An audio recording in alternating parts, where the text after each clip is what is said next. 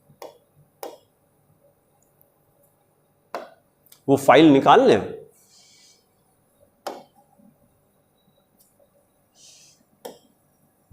से बाद क्लास 12 में गए, फिर हेलो एल्केन्स में गए, फिर हेलो एल्केन, हाँ ये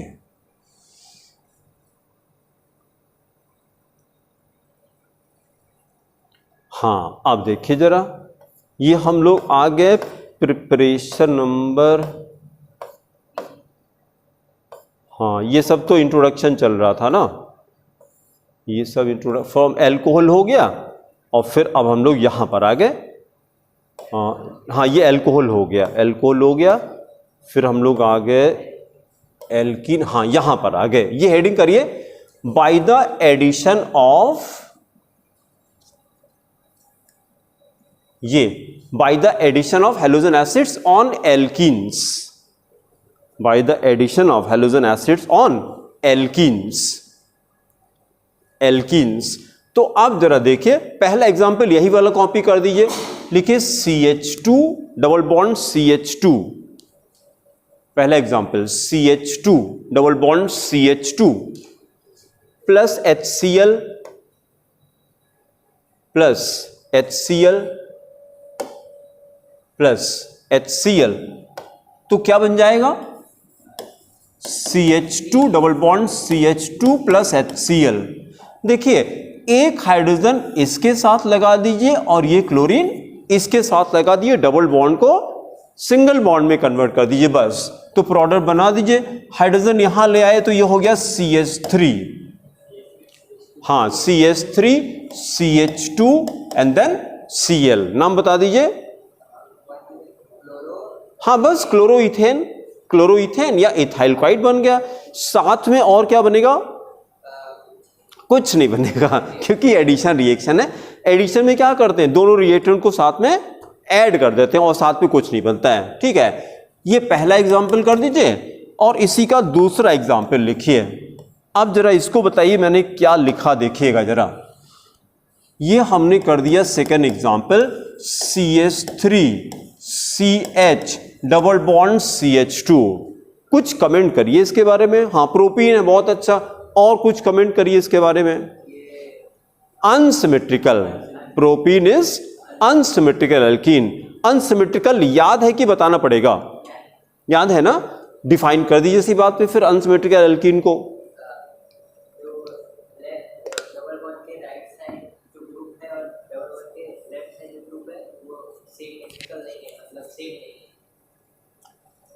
हाँ ठीक है, और कोई ट्राई करेगा एक्सप्लेनेशन, और कोई ट्राई करेगा, मतलब अनसिमेट्रिकल एल्कीन या सिमेट्रिकल एल्कीन किसको कहते हैं ये रिकॉल करना है। When the two carbon atoms joined by the double bond, two carbon atoms joined by the double bond, if they are similarly substituted, it is called symmetrical alkene.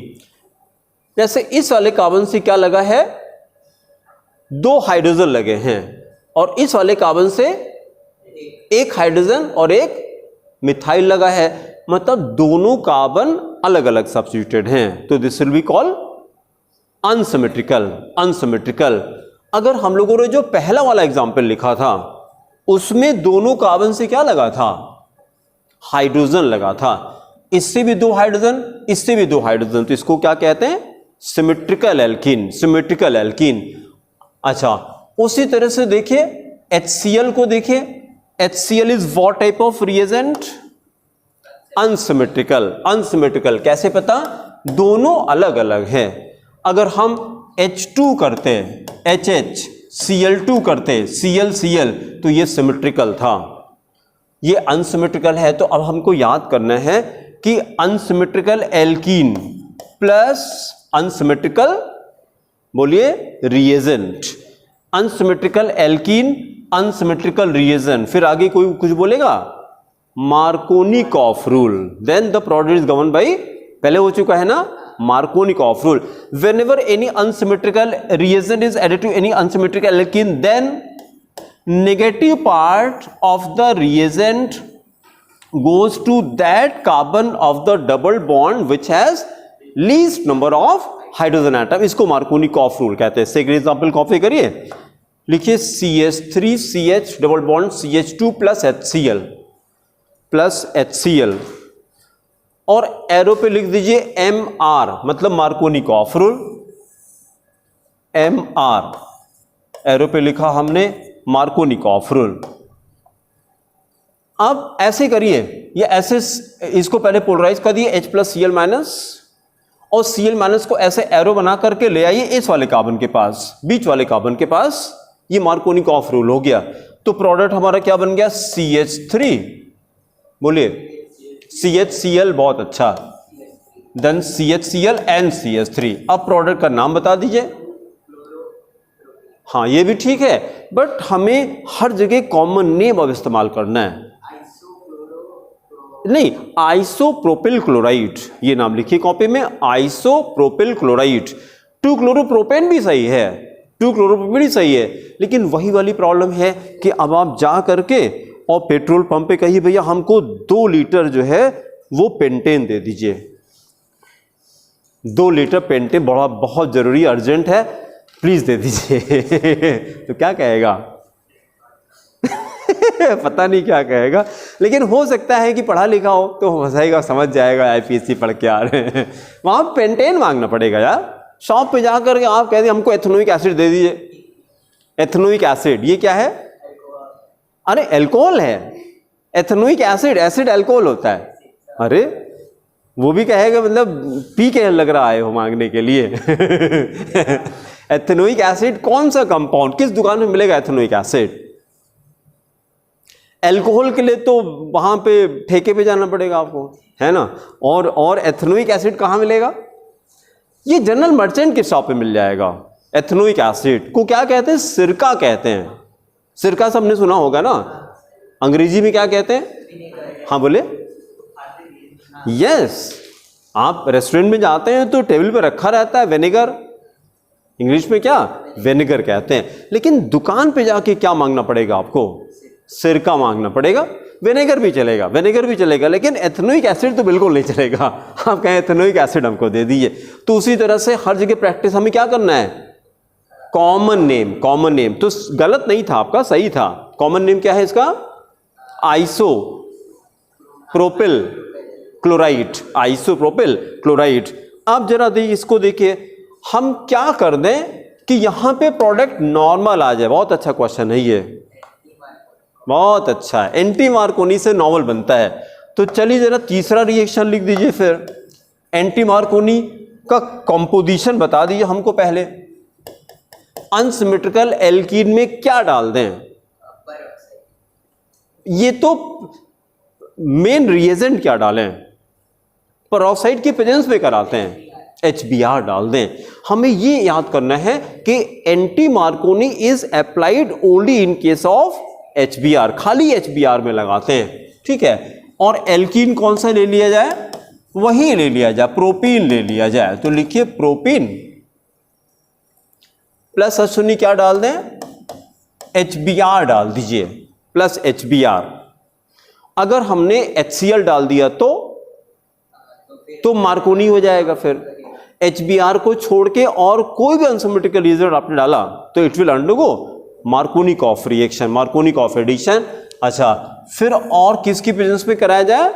Peroxide, arrow पे लिखिए peroxide. Benzoyl peroxide लिखिए, benzoyl peroxide, क्योंकि organic peroxide use करते हैं। Benzoyl peroxide. And reaction किससे govern होगा? तो anti Markovnikov of rule. तो हम शॉर्ट में AMR लिख दें। उसके पहले वाले में MR हाँ लिखा है, मार्कोनिक ऑफ रूल, इसमें AMR कर दीजिए। और चलिए अब जरा पोलराइज करते हैं इसको। पोलराइज करके हम H+Br- Br को कहां ले जाएं?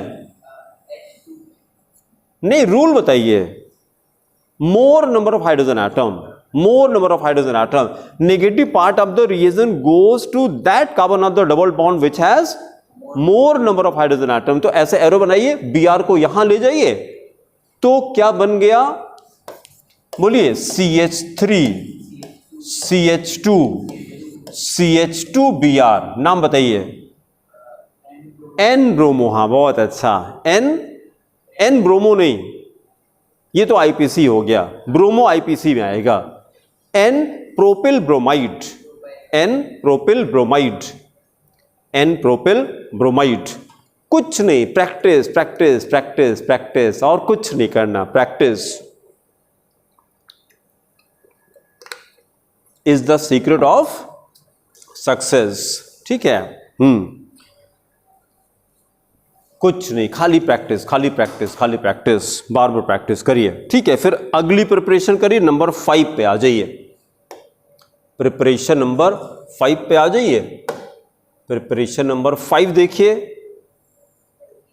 Preparation number by the halogenation. Number 5 ये करिए, by the halogenation of alkanes. इसमें तो कुछ बताने की जरूरत नहीं है ना।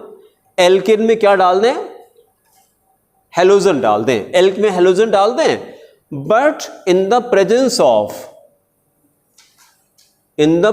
ऑफ सनलाइट, बिना तो उसके तो हेलोजिनेशन नहीं होगा ना। तो चलिए फिर एक रिएक्शन कर दीजिए। हमने लिखा CH4 plus Cl2, CH4 plus Cl2, या तो वर्ड्स में सनलाइट लिखे या H म्यू लिख दें। H म्यू किसका सिंबल है, फोटोन का सिंबल है।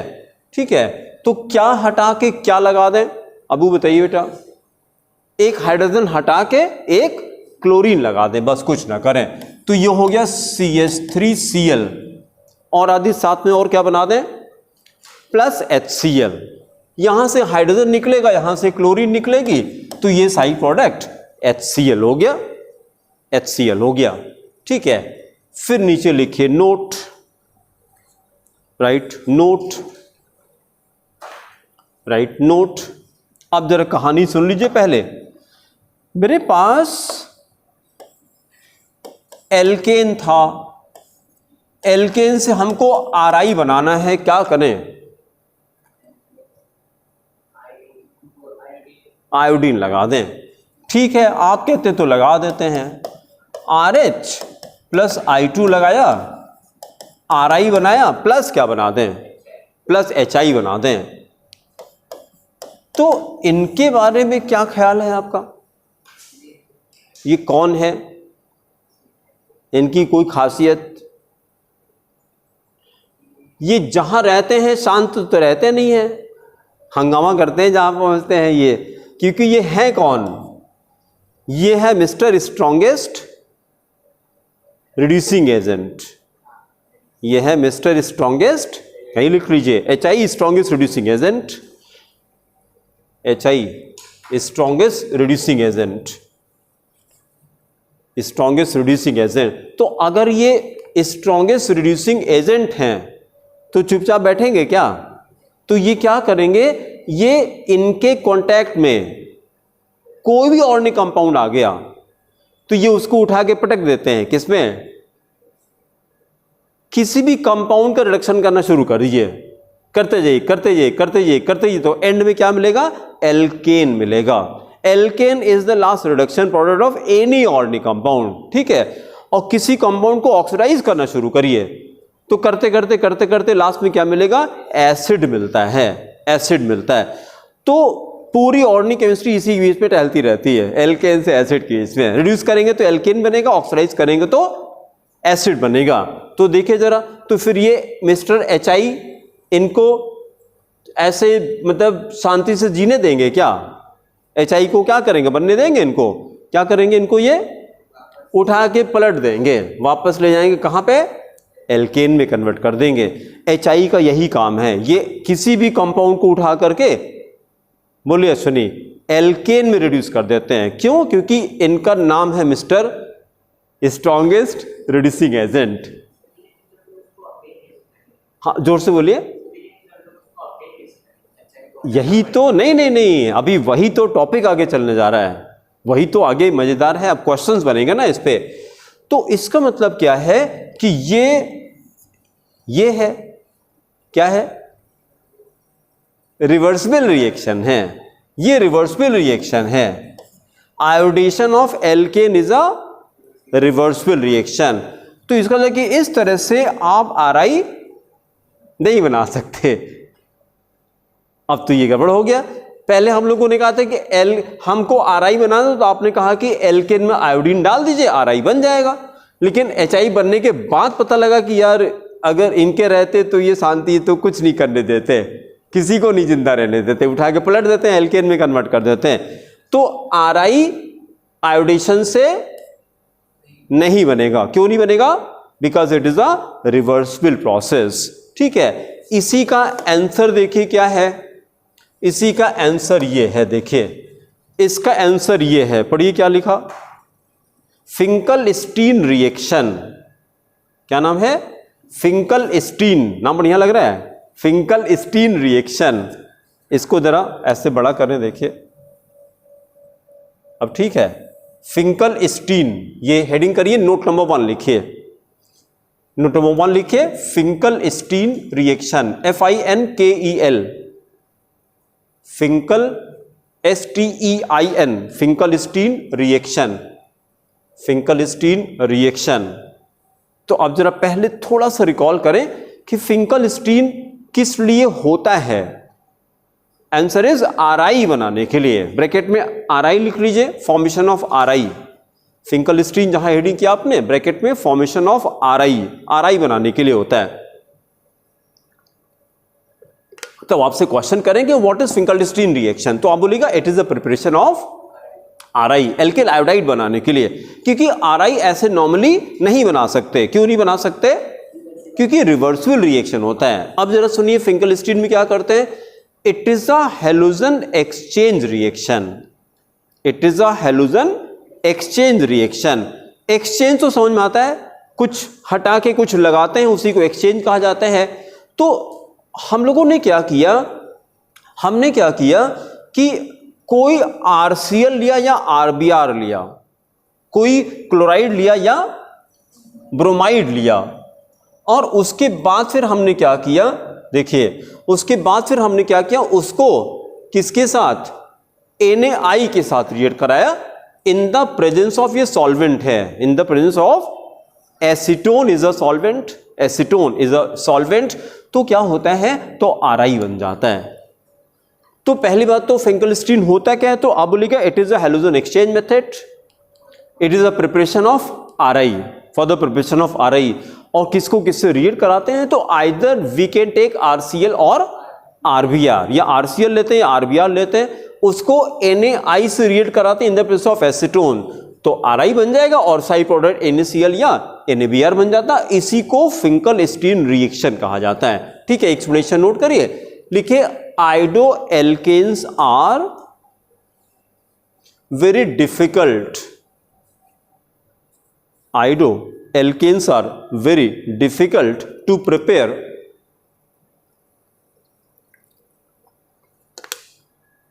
very difficult to prepare, very difficult to prepare by the iodation,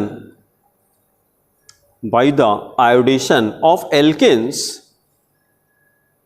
iodation of alkanes।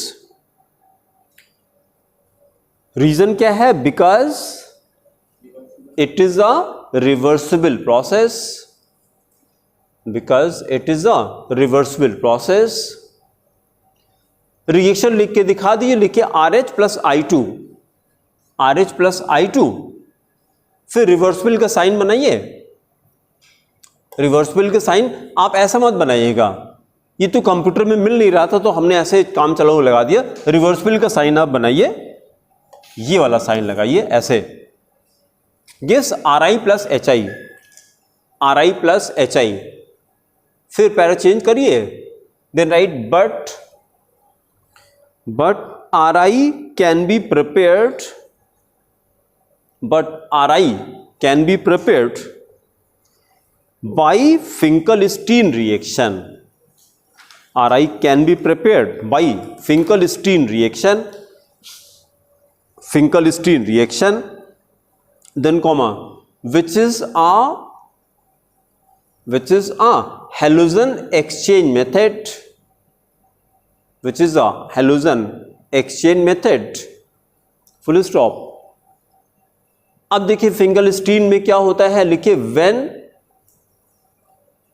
when a RCl or RBr, when a chloride or bromide is heated, RCl और RBr is heated with किसके साथ? NI के साथ, NaI के साथ, with NaI in acetone, NaI in acetone, then comma, the corresponding Ri is obtained, corresponding Ri is obtained, full stop. This is called Finkelstein reaction. This is called Finkelstein reaction. Then write chemical equation.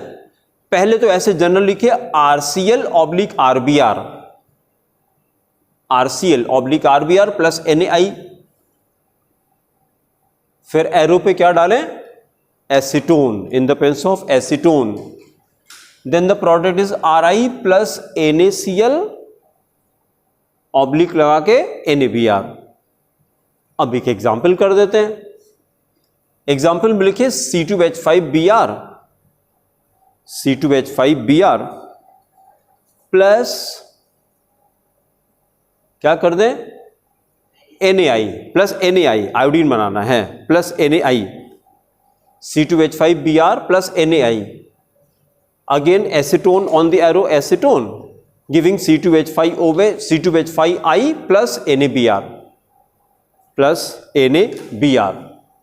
फिर note number 2 लिखिए और यहां पे पहले heading कर दिए हुन्स-डिकर reaction. बोलते हैं, क्या बोलते हैं?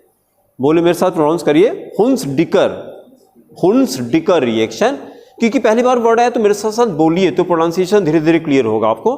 हुन्स-डिकर रिएक्शन हेडिंग कर दीजिए और फिर पहले कहानी सुन लीजिए. ब्रैकेट में RBr लिख लीजिए.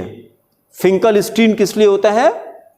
Ri के लिए, Ri बनाने के लिए. हुन्स-डिकर किस लिए होता है? तो RBr बनाने के लिए. ठीक है, हेडिंग करके और फिर पहले थोड़ा सा एक्सप्लेनेशन ऑब्जर्व करिए. देखिए हम लोग क्या करते हैं. किसी को डीकार्बोक्सिलेशन याद आता है क्या?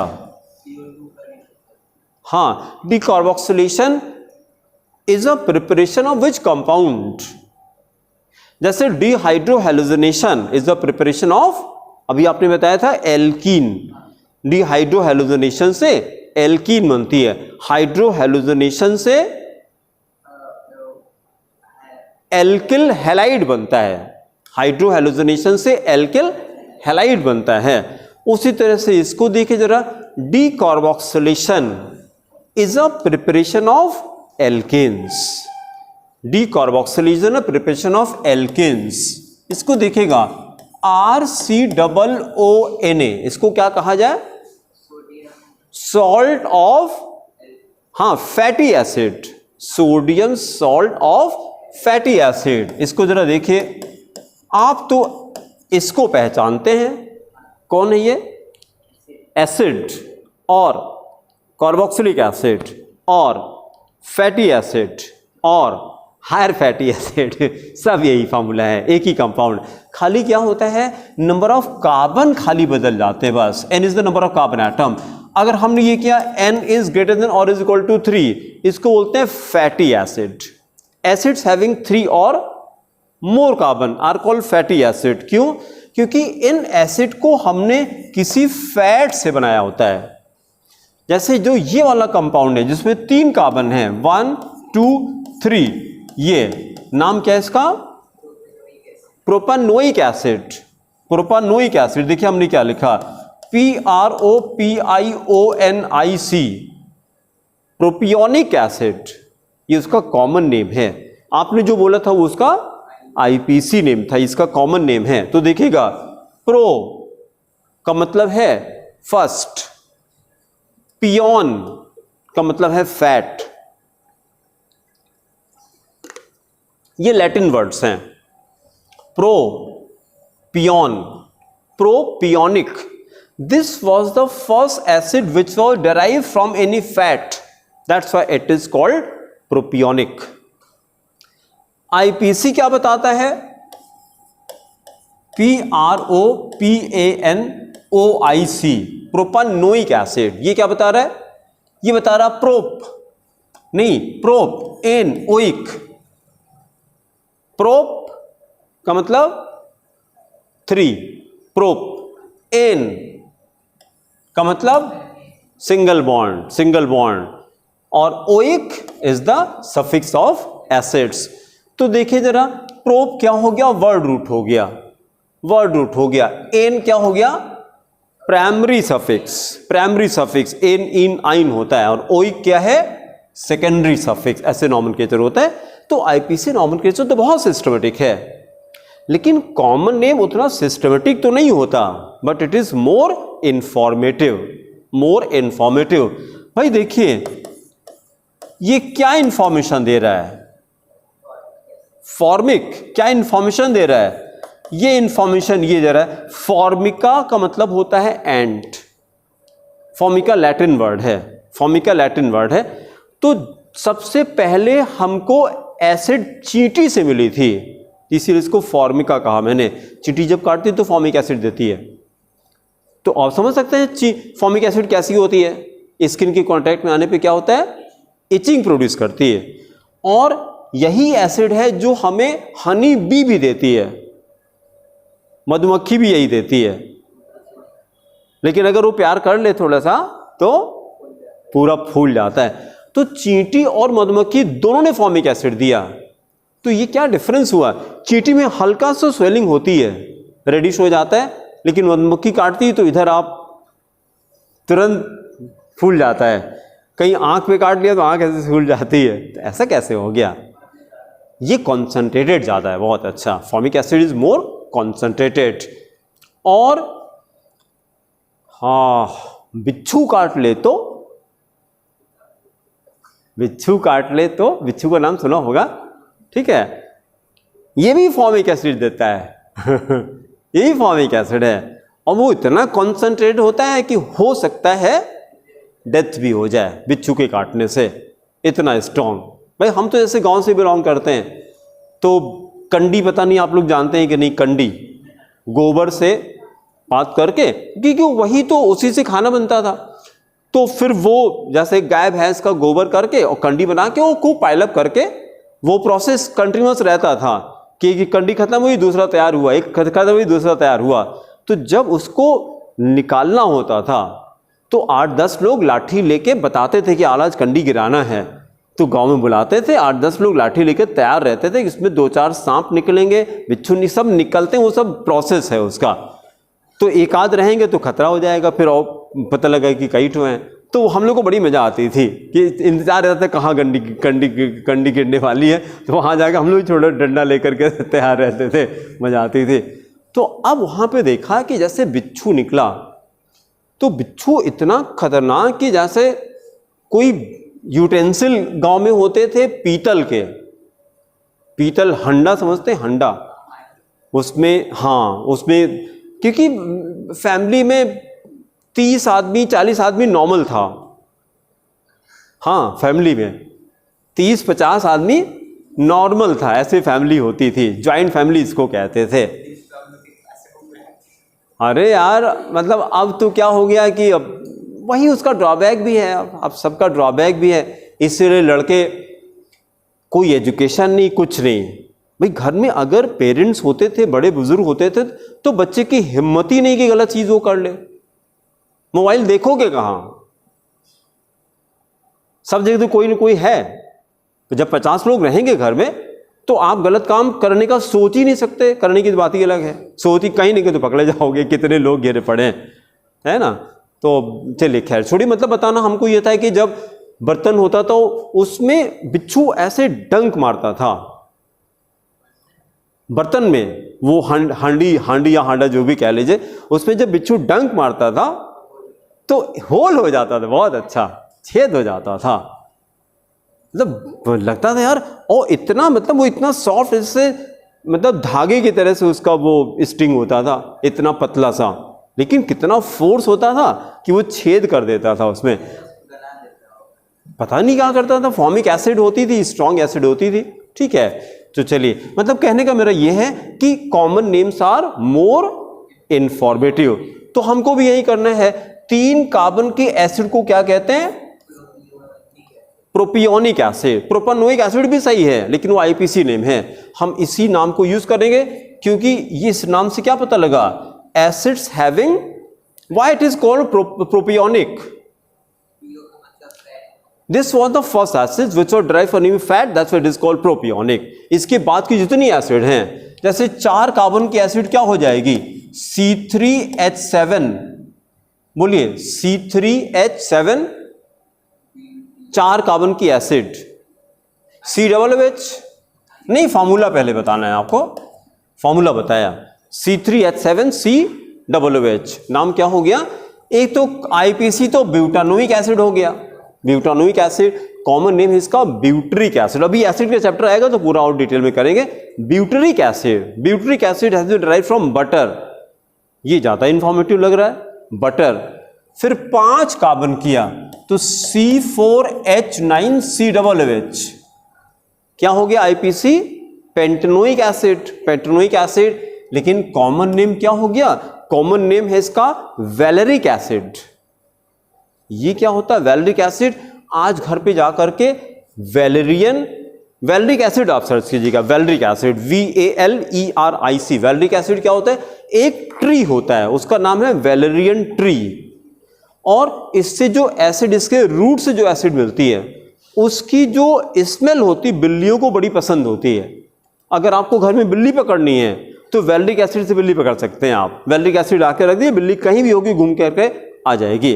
तो डिक्शनरी में ये इंफॉर्मेशन मिल जाएगी कि valeric acid its smell is much like by cats, cat से।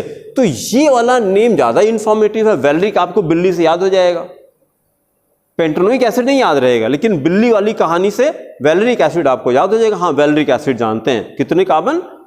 5 कार्बन।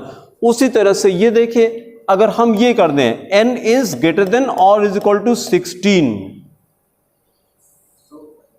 हाँ सोप बनेगा। नाम क्या हो गया? अब ये हायर फैटी एसिड है।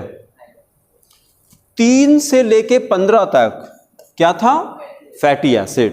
3 से लेके 15 तक फैटी एसिड। मतलब methanoic acid, ethanoic acid are not fatty acid. ये दोनों फैटी एसिड नहीं है, लेकिन 3 से लेके 15 तक फैटी एसिड होती है।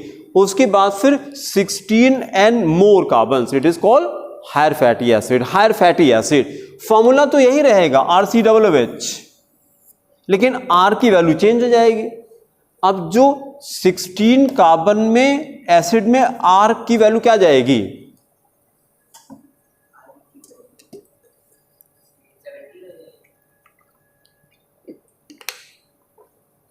शिशिर भैया, कार्बन चेंज नहीं करना है, 16 ही रखना है।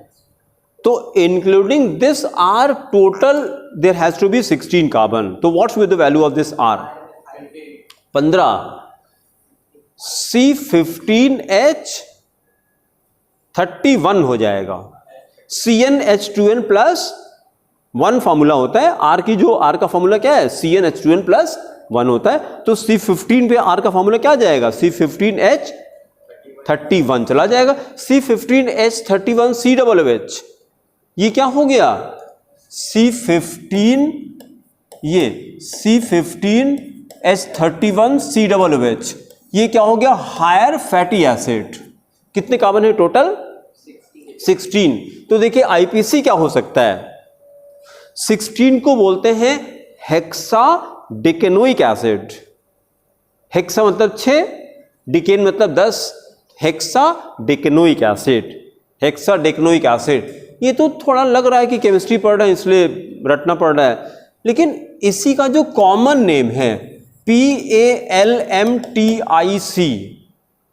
पॉमिटिक एसिड। पॉम ऑयल सबने सुना होगा, पॉम ऑयल यही कंपाउंड है। पॉमिटिक से पॉमिटिक एसिड मिलती है, उससे पॉमिटिक एसिड। पॉमिटिक एसिड किसको कहते हैं? 16 कार्बन एसिड को पॉमिटिक एसिड कहते हैं। तो अब जरा देखिए, हम अगर एक काम कर दें, कैन यू गेस? सोडियम पॉमिटेट, ये क्या हो गया? उसी का सॉल्ट हो गया। किसी भी एसिड को देखिए, ये है और अगर हम एक काम कर दें, देखिए ये यहां से हटा दें तो ये क्या बन जाएगा, ये सॉल्ट बन जाएगा। यही हटा करके और हमने यहीं पर Na लगा दिया तो ये सोडियम सॉल्ट ऑफ एसिड हो गया, सोडियम सॉल्ट ऑफ एसिड हो गया। तो देखिए C15H31 COONA क्या बन गया, सोडियम पॉमटेट, पॉमटिक एसिड का सॉल्ट हो गया, सोडियम पॉमटेट। अभी आगे एसिड के चैप्टर में आएगा तो ये हम लोग करेंगे। फिर देखिए C17H35 C17H35COONA, इसको बोलते हैं सोडियम स्टेरेट। स्टीरिक एसिड का नाम सुना है, STARIC, स्टीरिक एसिड। स्टीयर का मतलब होता है फैट, एनिमल फैट। इसी से वैक्स बनाते हैं, स्टीरिक एसिड से, इसी से वैक्स बनाते हैं। और स्टीरिक एसिड क्या होती है, तो ये 16 है और ये कितना हो जाएगा, 18 हो जाएगा। 18 कार्बन एसिड, दोनों का जनरल फार्मूला तो वही चलेगा, RCOOH। खाली वैल्यू किसकी चेंज हो रही है, R की वैल्यू चेंज हो रही, बस कार्बन खाली चेंज कर रहे हैं। तो हाँ, आपसे क्वेश्चन करेंगे व्हाट इज पॉमिटिक एसिड, तो आप बोलिए acid having 16 carbon is called palmitic acid. What is stearic acid, तो इससे बता दिए 18 carbon is called stearic acid. तो अगर कार्बन बता दिया तो इसकी हेल्प से फॉर्मूला तो आप बना लोगे ना, टोटल कार्बन पता लग जाए तो RCOOH से तो फॉर्मूला बन ही जाएगा उससे। उसका तो हमने क्या किया, देखिए जरा, अगर हम तीसरा कंपाउंड जरा देखिए C17H33, ये क्या है, ये अनसेचुरेटेड हो गया, एक डबल बॉन्ड लगा दिया मैंने, इसी में कितना हाइड्रोजन निकाला, 2 हाइड्रोजन निकाला। तो 2 हाइड्रोजन निकाल के डबल बॉन्ड लगा सकते हैं कहीं पर भी, कंपाउंड बिकम अनसेचुरेटेड, COONA। ये है OLEIC, इसको बोलते हैं ओलिक एसिड। तो अगर Na लगा दिया तो हो जाएगा सोडियम ओलेट, ओले ओले सोडियम सोडियम ओले, ऐसा कोई गाना है शायद ना, ओले पता नहीं, मुंह से पता नहीं कैसे आया, कोई सुना दीजिए कोई गाना ओले ओले वाला, क्या मतलब लिरिक्स क्या है उसकी, हमको याद नहीं आ रहा है। नहीं आगे क्या कि खाली ओले ओले, आगे बताइए।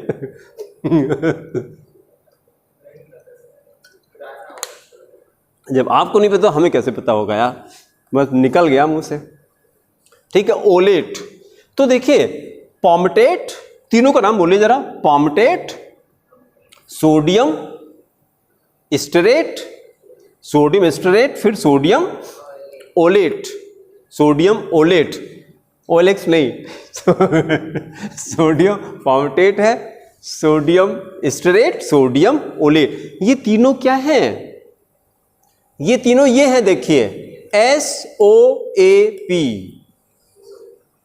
ये सोप हैं, ये सोप हैं। सोडियम और potassium salt of higher fatty acid is also called soap, इसी को सोप कहते हैं। ठीक है, अपने टॉपिक वापस आते हैं। अभी जब एसिड करेंगे तो फिर ये पूरा कहानी दोबारा हम लोग और अच्छे से स्टडी करेंगे, रिपीट होगी ये कहानी। अभी हमको ये करना था, sodium salt of fatty acid का फॉर्मूला क्या, sodium salt of fatty acid RCOONA, ये हो गया sodium salt of fatty acid. अगर हम इसको NaOH के साथ में हीटअप करते हैं इन द प्रेजेंस ऑफ CaO, तो पहले तो आपको ये रिकॉल करना है कि ये कौन है, ये है सोडा लाइम, इसको बोलते हैं soda lime. Mixture of NaOH and CaO is called soda lime. लेकिन सोडा लाइम कहीं लिख लीजिए, mixture of NaOH and CaO is called soda lime, soda lime. But in chemical reactions,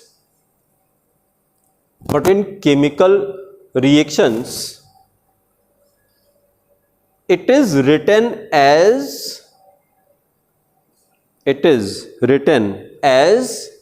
NaOH it is written as NaOH। अब जरा देखिएगा, अगर मेरे पास NaOH रखा हुआ है, इसमें NaOH रखा है और इसमें हमने ला करके ये डाल दिया, क्या डाल दिया, CaO को क्या कहते हैं, कैल्शियम ऑक्साइड। इसी को बोलते हैं क्विक लाइम, इसको बोलते हैं क्विक लाइम। क्विक लाइम जब इसको इसमें डालते हैं तो ये कन्वर्ट किस में होगा, ये CaOH होल ट्वाइस में कन्वर्ट हो जाता है, कैल्शियम हाइड्रोक्साइड। कैल्शियम हाइड्रोक्साइड, इसको हिंदी में जानते हैं क्या कहते हैं, नहीं, इसको हिंदी में बोलते हैं बुझा हुआ चूना। Because I study from Hindi medium, तो मेरे को दोनों वर्जन आते हैं, हिंदी भी आता है अंग्रेजी भी आता है, दोनों आता है। ये जब हमको पहली बार पता लगा, मतलब पहली बार नहीं, जब थोड़ा बड़े हुए मेच्योर्ड हुए पढ़ाने लगे तो लगा हाँ यार बात तो सही है, बुझा हुआ चूना। बुझा हुआ चूना का मतलब कि अब इसमें अगर आप पानी डालेंगे तो हीट नहीं निकलेगी, ये बुझ चुका है, इसकी हीट सारी निकल चुकी है। तो रिलेट करेंगे बुझा हुआ चूना का मतलब क्या होता है, क्योंकि इसको आप हाथ में लीजिए और ऐसे बकेट पानी में से डाल दीजिए तो यस जलने लगेगा, हीट नहीं निकलेगी, जलने लगेगा, आप तुरंत छोड़ दोगे, उसके बाद फिर हाथ एकदम जलने लगेगा आपका। डंडे से मिलाते, बहुत अच्छा, हाथ से नहीं करते, ठीक है। लेकिन अगर ये चूना बन चुका है, जैसे जो ये पान वाला चूना होता है वो ये होता है, बुझा हुआ चूना होता है, उसमें पानी डालें कोई फर्क नहीं पड़ेगा, क्योंकि जितना हीट निकलना था निकल चुका, रिएक्शन हो चुका, न्यूट्रलाइज हो चुका वो, ठीक है। तो इसको क्विक लाइम कहते हैं, उसको स्लेग्ड लाइम कहते हैं, स्लेग्ड लाइम। स्लेग्ड लाइम को अंग्रेजी में क्या मतलब हमको नहीं पता, लेकिन हिंदी में ज्यादा हमको समझ में आता है, बुझा हुआ चूना।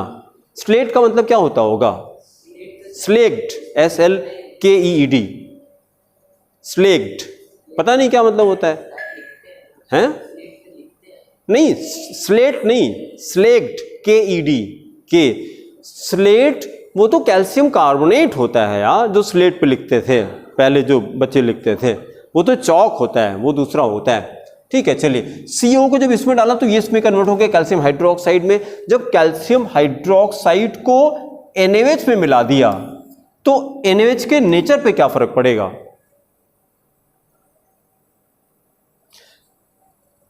It will remain the same, number one, it will remain the same, ये थोड़ा डाइल्यूट हो जाएगा।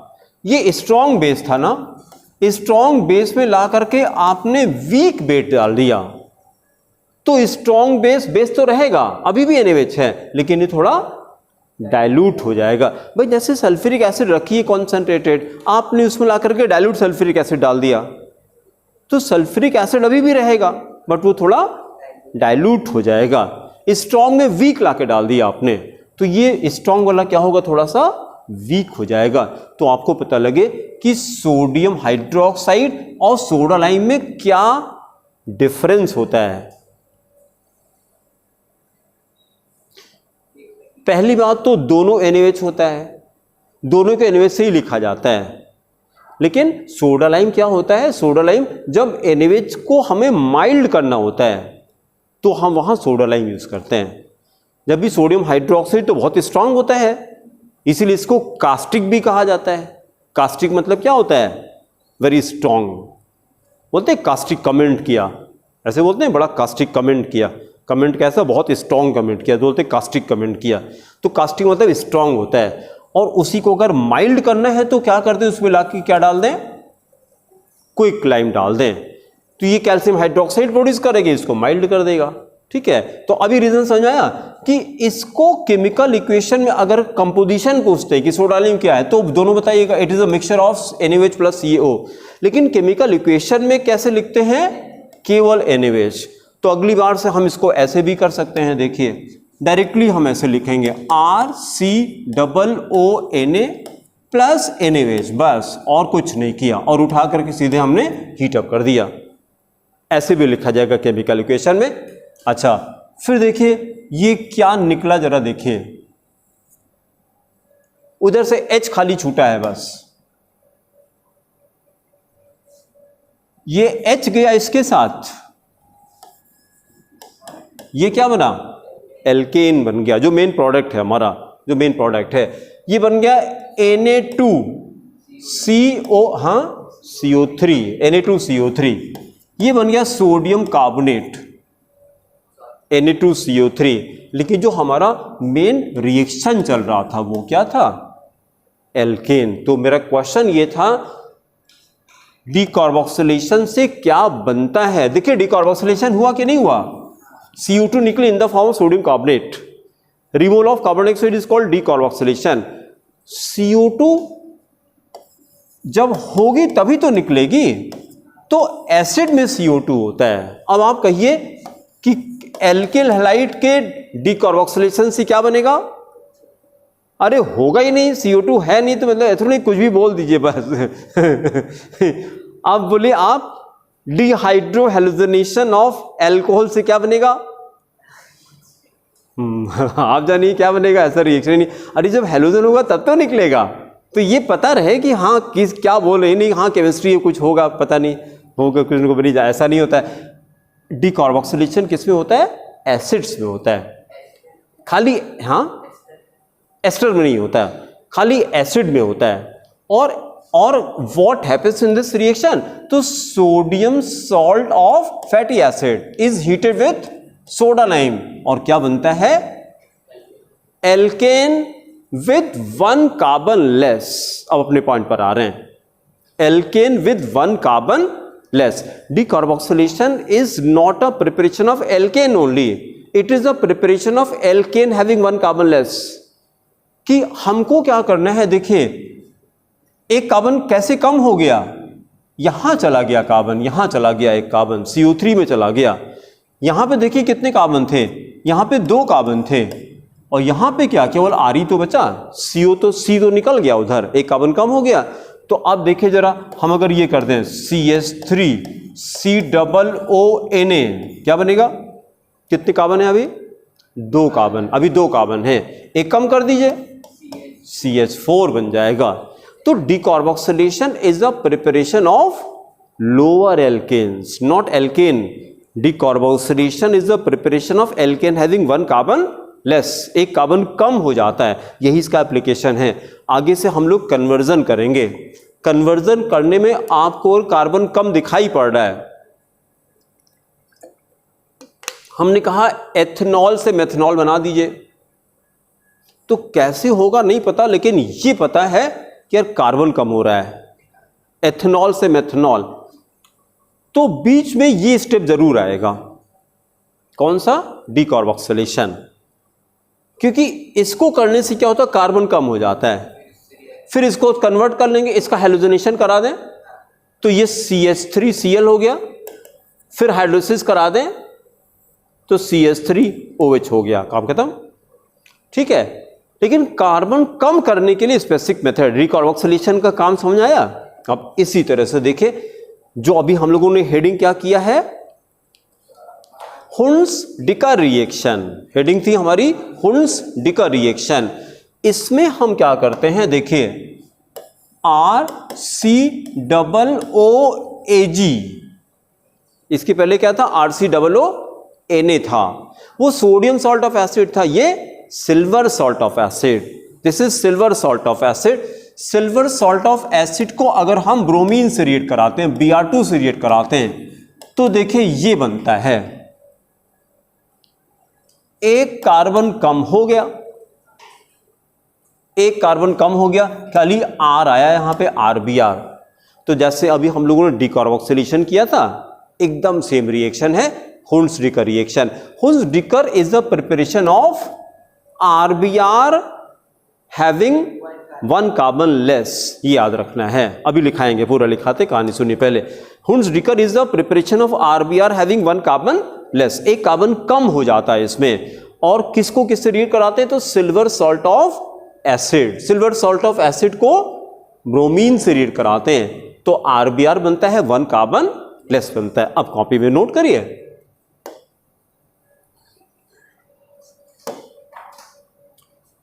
ये हुन्स-डिकर में नोट करिए। Alkyl bromides are prepared, alkyl bromides are prepared by Hunsdiecker reaction alkyl bromides are prepared by Hunds-Dicker reaction. Hunds-Dicker reaction. Bracket में ये भी लिख लीजिए, just like decarboxylation, just like decarboxylation, full stop. फिर एक्सप्लेनेशन करते हैं. When silver salt of a fatty acid, when silver salt of a fatty acid is heated, silver salt of a fatty acid is heated with Br2 oblique CCl4, ये solvent है CCl4, then comma RBr having one carbon less is obtained, having one carbon less is obtained, one carbon less is obtained, is obtained, full stop. This reaction is called, this reaction is called Hunds-Dicker reaction.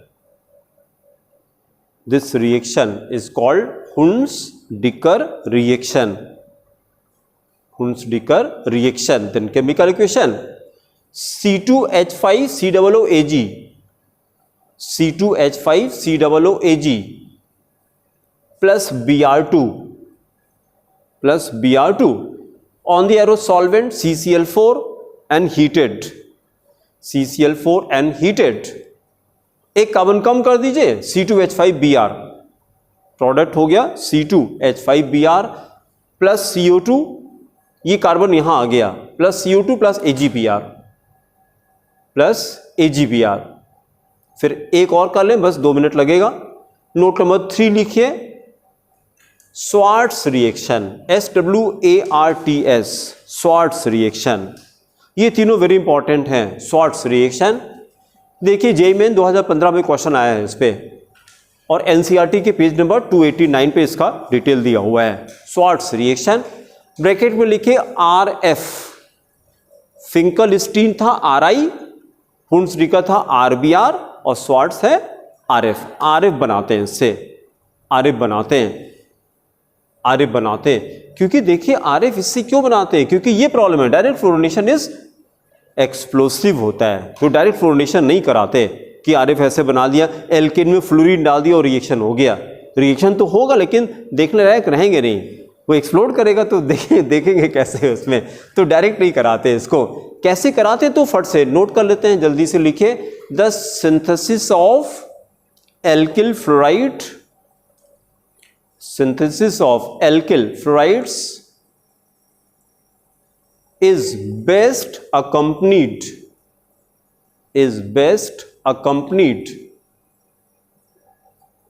by heating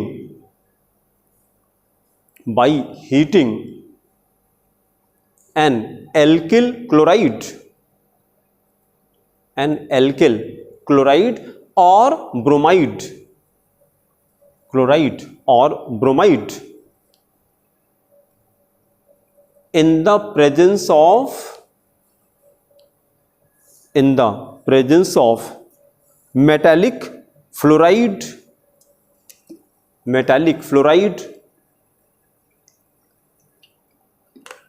such as, बस एक ही कर दीजिए AgF, सारे fluoride तो हैं, एक लिख दीजिए बस, such as AgF,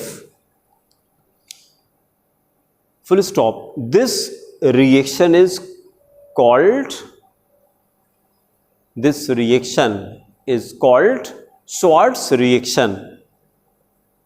This reaction is called Schwartz reaction.